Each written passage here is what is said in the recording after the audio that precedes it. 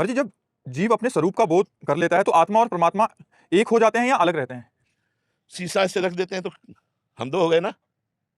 शीशा रख दिया तो हम 2 हो गए, एक हम और एक प्रतिबिंब, और शीशा पलटा दिया, एक बचे ना। तो जब तक देह भाव, जीव किसे कहते हैं?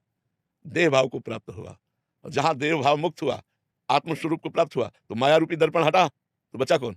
एक, उसे आत्मा कहो या परमात्मा कहो या ब्रह्म कहो। इसीलिए वेद कहता है ब्रह्मविद ब्रह्मैव भवति।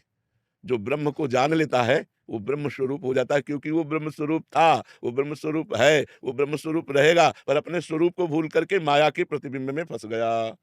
आप सब ईमानदारी से बताओ, अपने को यही मानते हैं कि नहीं मानते?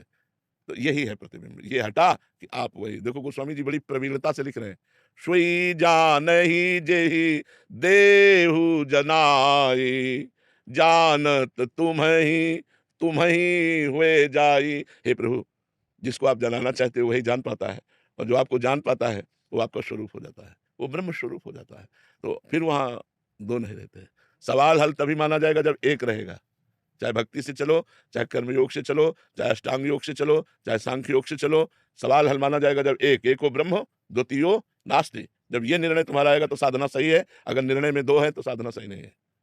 साधना का परिणाम एक ही है। सोहम या दासोहम।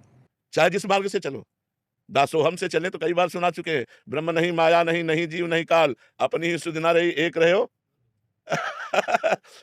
दासोहम में मैं का विस्मरण है, और सोहम में तू का विस्मरण है, और माया में मैं तू का स्मरण है।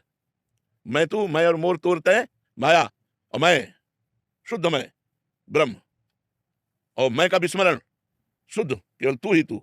जित देखता हूं उस समय तू ही तू, तो यहां भी तू ही तू, बचा एक। मैं तू नहीं, जब तक मैं तू तब तक माया। भक्ति प्रारंभ होती है तो भेद से होती है, स्थिति जब होती है तो अभेद होती है। ज्ञान अभेद से ही प्रारंभ होता है, अभेद में स्थित होता है, और भक्ति भेद से प्रारंभ होती है, अभेद में स्थित हो जाती है। बस समझ में आ रही?